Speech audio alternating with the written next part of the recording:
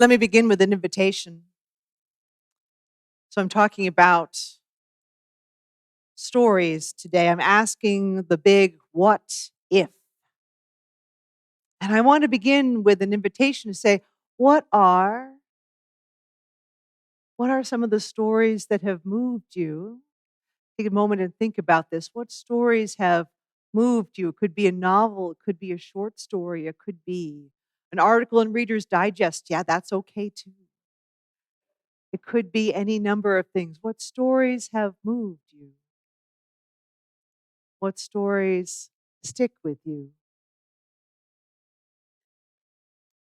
Is there something that's in the past, or is there something more recent? If something particular comes to mind, I'd love to hear if you have a particular title or an author. That would also be lovely. Anybody? Wizard of Oz. Ooh, nice. The boy from Oz, too, I bet. Yes. Wild Robot, that new movie that just came out. And it's a book. It's a book. There we go. Yes, Katie. Our Missing Hearts. Lovely, lovely. Yes, Jamie.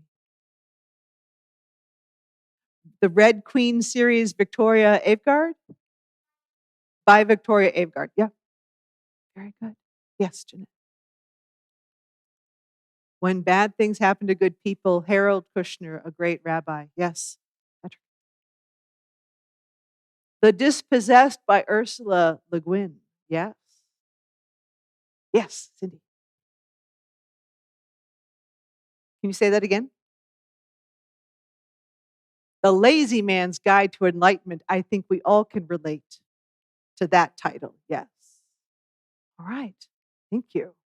And so I wanted to invite you, partially why I said, you all were welcome to come into costume into church this morning if you wanted to, but also keep in mind, bring forth those books and talk about them during service, during coffee hour, if you would, please.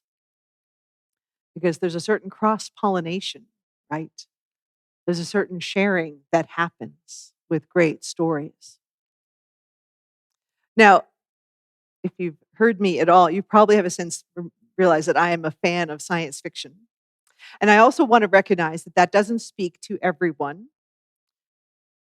So, we are broad. So this is the Doctor Who stole, just in case you're wondering, because we have to bring that one out. But I know that science fiction doesn't speak to everybody. So we are universalist in our welcoming of stories, in our sources of imagination, in our wondering.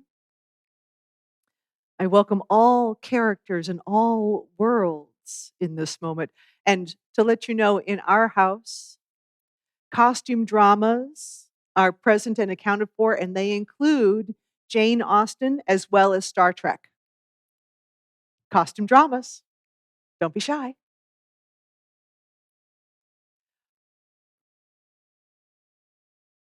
The core question I find behind our vast and deep desire for storytelling and our capacity and our heritage of it. We have been telling spinning tales for it probably as long as we could perceive the world and wonder.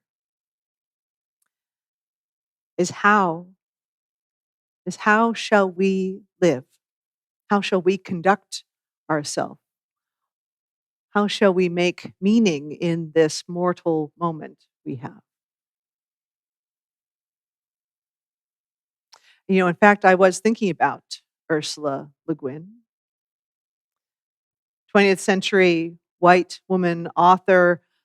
Certainly science fiction is what she is most known for, The Dispossessed being one of those, but also for her commentary and simply her language. She has an short essay called The Carrier Bag Theory of Fiction.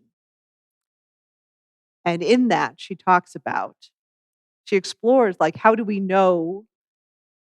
recognize kind of civilization? Or how did we evolve as human beings? And certainly, weapons and tools, that was important. But there is another theory of human development, which is that we started to become human once we started to have containers to hold things. That was the beginning of humanity. And because we needed to hold things and keep track of them and pass them along. So that would be food, that would be tools, that could be water, but also so too with stories, with memory, with lessons, with descriptions and meaning. We wanted to carry things and pass them along. So, in this way, the first carrier, the first container would be someone who received that from us. I love playing with this idea. So, she talks about that the first recipient is that first carrier, whoever we shared something with first, is that first holder. And that's where all things about story really begins. And I love that she says in this essay, that she actually is not a fan of novels. She doesn't really care for novels because usually those feature heroes. She's not interested in heroes. She is interested in the human, in the messy, in the screwing up, in the frailty and the failings, and the work of how to be human, the messy, mere mortals that we are. I've really enjoyed getting into various kinds of story. You'll see in my uh, in my office here, I happen to have one of the mystery series that I used to read as a juvenile mystery series called The Happy Hollisters. Anybody know that one? The Happy Hollisters. It's from like, you know that one? Yeah. So it's from like the 50s, I think, or the 40s. But the ones that really stuck with me, kind of, I had a small informal concentration in college was in dystopias and utopias. And many of those in the classes I took were about recrafting, kind of imagining what happens when the society is taken to certain extremes. You might be familiar with Brave New World, right, by Aldous Huxley, and its mix of fantastic technology and drugs and the suppression of imagination. You know, a beautiful, colorful society, but also created on keeping people exactly as they think they should be. But I really enjoyed the classes where I was able to read the feminist utopias and dystopias. The kin of Atta are waiting for you. I have a little stack of them that I just pulled from my office. The kin of Atta are waiting for you. It's kind of a Jungian spiral kind of tale where a man finds himself in community, uh, created with connection and respect, and the violence in his heart is healed even as he returns to contribute to the healing of the world and answer for a crime that he committed. And this time of year, I can't go by October without also naming another world creator, which is Ray Bradbury, so a native of Illinois, if you will. And his work, including The October Country, The Martian Chronicles, and of course, Something Wicked This Way Comes. And how his work, and he would take a word and just expand on where the word would take him, about his fears and his own insecurities, and would use that to explore worlds and boundaries. He would use it for connecting, for recognizing how chaos is created, for naming and not ignoring the more disturbing aspects of humanity. And all of these, the wildest science fiction, the most domestic at home telling, all of these are about the human encounter, love and greed and fear, and maybe a bit of creation along the way. I get to dive deep into this with a study group of colleagues this fall called the Prairie Group. And every year we take a theme to focus on and answer some deep diving questions into. And this year, our focus is on speculative fiction. And it's not just science and science fiction and fantasy, it is truly about reimagining the world, taking the ideas that are played with and then saying, what shall we do with them? What does that change in us? And how do we bring that out into the world? Asking that question, what if? And the questions are along the lines that we're being asked to engage with is in what ways does speculative fiction offer guidance or wisdom to the experience and embodiment of creating beloved community? What ways does speculative fiction offer guidance or wisdom to the experience embodiment of creating beloved community? But it doesn't just stop at that question. That would be certainly big. It goes further. In an age of harmful misinformation, how does speculative fiction contribute to our understandings of truth? How does a created story add to our understanding of truth?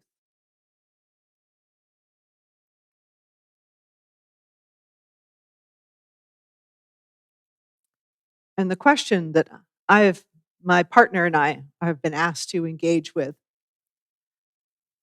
is a little bit longer form, which is speculative fiction consistently interrogates the ways in which human hubris and disconnection from spirit inevitably lead to authoritarianism and exploitation of both humanity and the earth.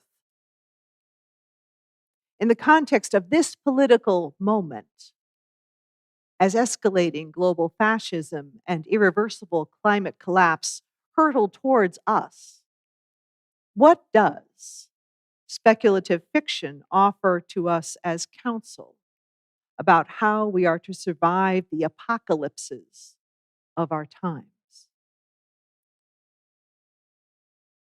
In case you're wondering where I go off for like during the week, sometimes this is what we do. This is what we do. And my colleague and I, who are responding to that question about how do we survive apocalyptic times, it's not simply to put it in words. We've had the particular charge of not just putting this into words, but to putting it in a form we can really absorb in more than one way. And I've had the luxury, the chance, it is a privilege really that I get to think about these things. And I have to say thank you to the congregation for letting me be able to have the space to think about these things. Because it's not just about what we put on paper, it's about how do we find ways to bring this into our thought and consciousness to create these containers, if you will, that are not just books that might live on a shelf, but something that will live and breathe with us.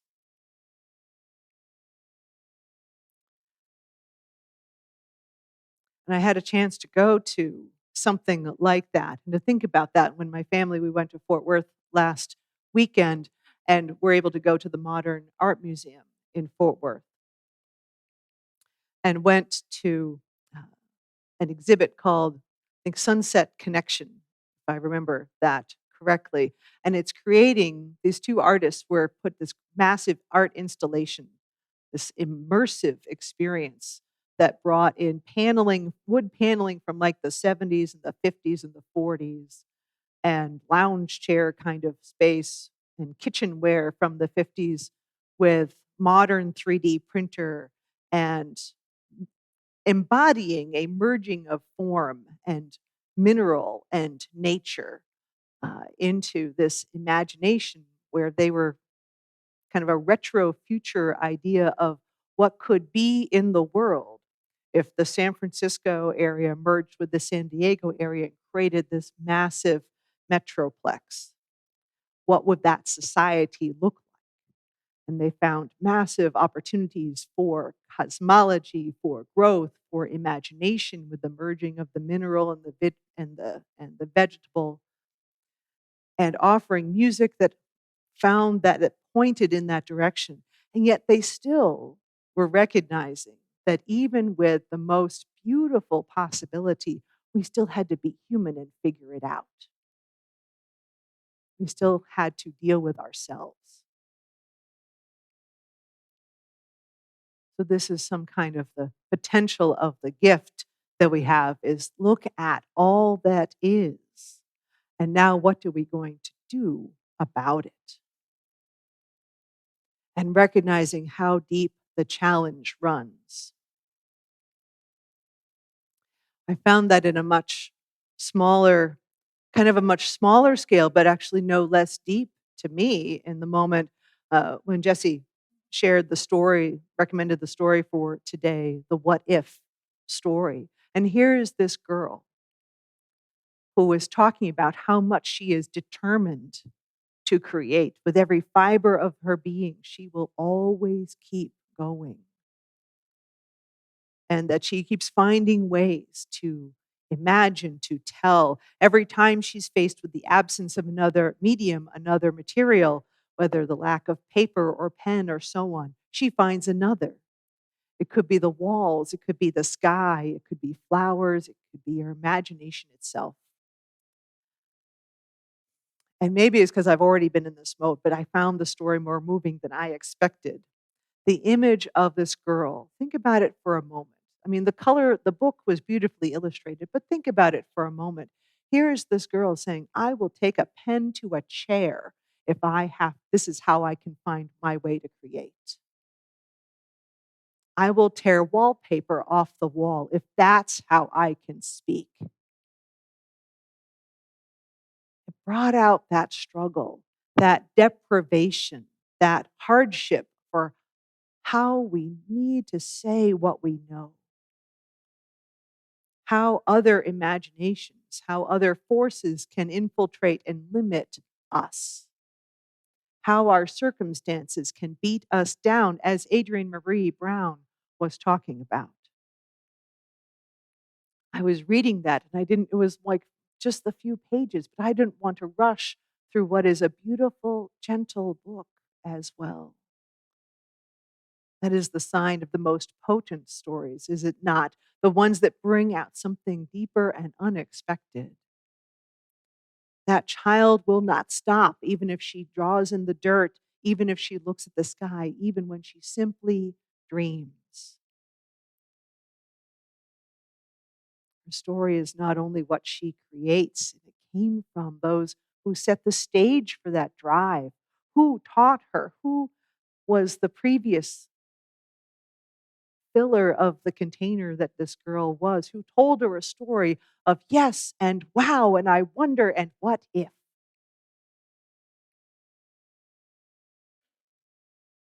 Adrienne Maree Brown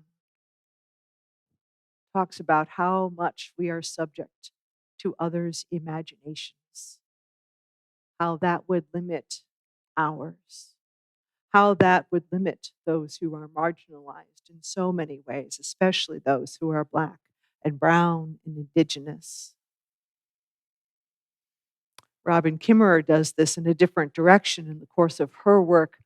She points to also the limits of other imaginations as well as she unpacks her wonder and experience of her work to reclaim beauty and heritage and nature. And she did so from the beginning. If you read her book, whether audio or written, she begins by talking about how she chose to be a scientist because she wanted to know why asters and goldenrod grew well together because they were beautiful.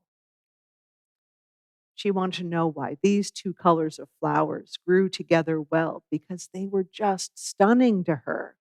And when she brought that question to one of her first science teachers, the science teacher's like, why do you want to know that about the colors? Like dismissed it out of hand. And yet she kept saying, no, I want to know.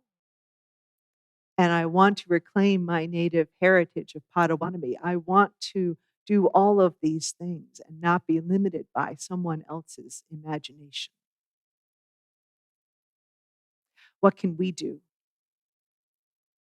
What can we do to not be so limited? I'm just going to say, in case anybody's wondering about any sermon between now and a few Sundays from now, go vote. Don't be limited by somebody else's imagination. Go vote. Go show up. Go advocate for your agency. Go advocate for the agency of the neighbor you've never met. They can dream who they might be, right? Go vote. But I love the example from the Haunted Forest last night. I'll close with this. One of our members, Natasha Green, asked, "What if we turn the woods into a haunted forest?" What if we turned the woods into a haunted forest in a moment of the pandemic when we couldn't be inside? This was 2020. What if we did something new? And we did. And it was frigid that night, but it was wonderful. And it was a relief to be with the people and to create something fun and a little scary and a lot of sugar. Oh, yeah. You all donate well, I'm just saying. We created that together. Hundreds of people have been finding their way to this place ever since on that night, including maybe more so than I think I've seen in another moment last night, where we truly had people, we could see where people were coming from and saw how much people were coming across the street and along the road from this immediate neighborhood to this place. Because somebody asked, what if?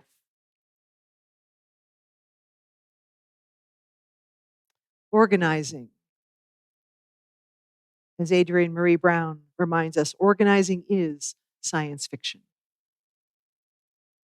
It is creating a new world that we have not yet seen, weaving the pieces of a world together into new forms, trying and testing and trying again, and pulling and drawing and dreaming again, as in that book, asking, what if? And so I invite you to go forth from this place and take up that opportunity, take up that charge, and take up that question, what if? And with that, what shall our next story be? Amen.